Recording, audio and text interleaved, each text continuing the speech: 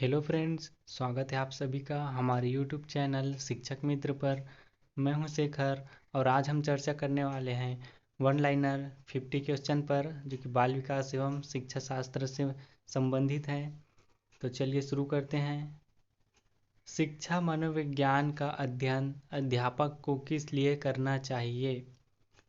तो इसका उत्तर है इसलिए करना चाहिए ताकि इसकी सहायता से अपने शिक्षण को क्या है अधिक प्रभावशाली बना सकें। दूसरा है मनोवैज्ञानिक व्यवहार का शुद्ध विज्ञान है। इस परिभाषा के प्रतिपादक हैं, तो इसके प्रतिपादक हैं वाटसन। तीसरा क्वेश्चन मनोविश्लेषणात्मक प्रणाली के जन्मदाता हैं, तो इसका उत्तर है सिगमंड फ्राइड। वर्तमान समय में मनोविज्ञान है, तो वर्तमान समय में मनोविज्ञान को व्यवहार का विज्ञान कहा गया है। पहले इसे आत्मा का विज्ञान कहा जाता था, फिर मन का, फिर उसके बाद व्यवहार का विज्ञान। शिक्षा मनोविज्ञान का विषय क्षेत्र नहीं है, तो इसका विषय क्षेत्र शैक्षणिक मूल्यांकन नहीं है दोस्तों। शिक्षा किसी निश्चित स्थान पर प्राप्त की जाती है। यह कथन शिक्षा के किस अर्थ में प्रयुक्त होता है? तो यह शिक्षा के संकुचित अर्थ में प्रयुक्त होता है दोस्तों। साइकी का अर्थ है मानवीय आत्मा या मन। मनोवैज्ञानिक को व्यवहार का विज्ञान किसने कहा? तो सर जेबी वाटसन ने कहा था दोस्तों, याद रखिएगा, ये पूछा जाता है। मनोवैज्ञानिक मन का वैज्ञानिक अध्ययन है, जिसके अंतर्गत न केवल बौद्धिक अपितु संवेगात्मक अनुभूतियों, उत्प्रेरक शक्ति तथा कार्य या व्यवहार भी सम्मानित है। तो यह कथन किसका है? तो यह कथन C.W. वैलेंटाइन का है। मनोविज्ञान है, मनोविज्ञान आत्मा का विज्ञान है, मन का विज्ञान है और चेतन का भी विज्ञान है दोस्तों। मन को प्रभावित करने वाला कारक है व्यक्ति की रुचियां, अभिक्षमताएं, अभियोग्यताएं, वातावरण है। मनोविज्ञान को शुद्ध विज्ञान का मन किसने कहा है? तो देखिए दोस्तों, जेम्स ड्रेवर ने मनोविज्ञान को शुद्ध विज्ञान का मन कहा है। शिक्षा मनोविज्ञान है मन, तो शिक्षा मनोविज्ञान जो है मनोविज्ञान का ही एक अंग है, साइकोलॉजी का ही एक अंग है, एजुकेशनल साइकोलॉजी। अचेतन मन का अध्ययन किया जाता है, तो मनोविश्लेषण विधियों द्वारा किया जाता है दोस्तों। शिक्षा मनोविज्ञान के अध्ययन का उद्देश्य है विद्यार्थियों द्वारा किसी बात के पीछे जाने को प्रभावित करना। मनोविज्ञान शिक्षा के क्षेत्र में सहायता देता है तथा स्पष्ट करता है शिक्षा के उद्देश्य की संभावना। शिक्षक को शिक्षा मनोविज्ञान के अध्ययन की प्रत्यक्ष आवश्यकता नहीं है। तो क्या नहीं है? शारीरिक सुडौलता की दोस्तों।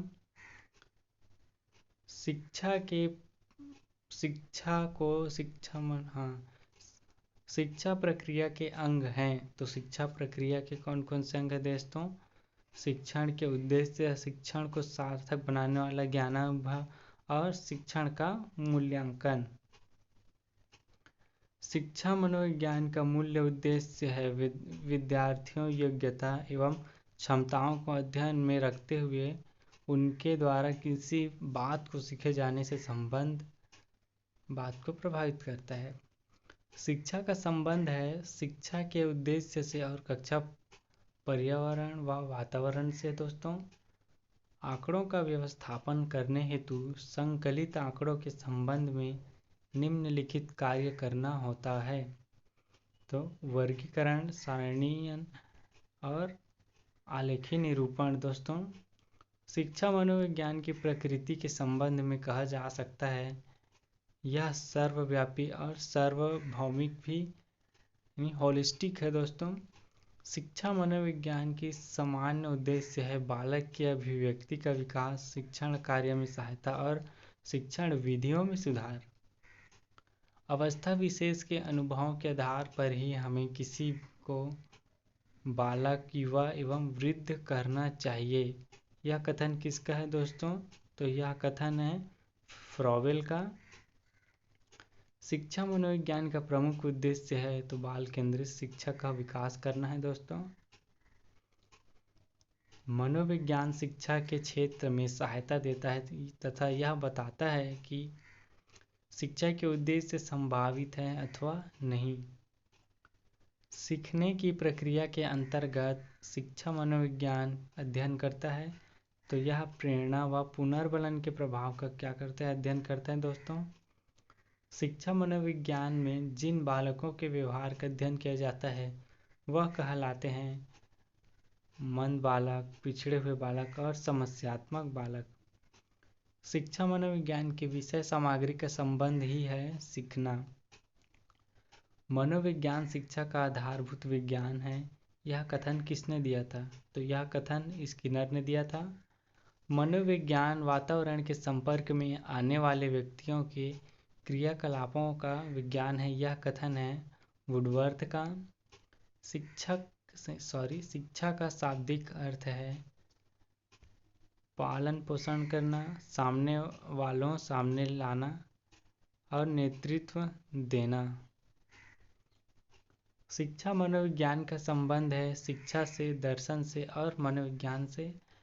मनोविज्ञान शब्द के समांतर अंग्रेजी भाषा के शब्द साइकोलॉजी की उत्पत्ति किस भाषा से हुई है, तो ग्रीक भाषा से हुई है दोस्तों।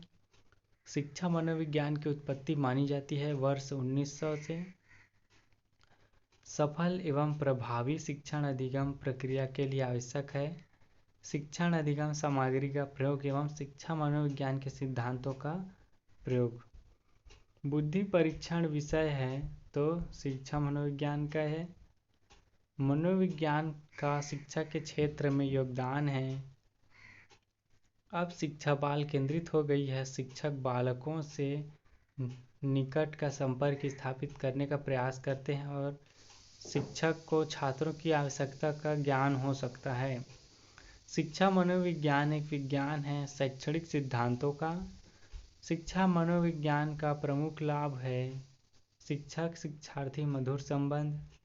हार्वर्ड के अनुसार शिक्षा सिद्धांतों का आधार होना चाहिए मनोवैज्ञानिक की अवस्था विशेष के आधार पर ही हमें किसी को बालक, युवा या वृद्ध कहना। यह कथन है फ्रोवेल का।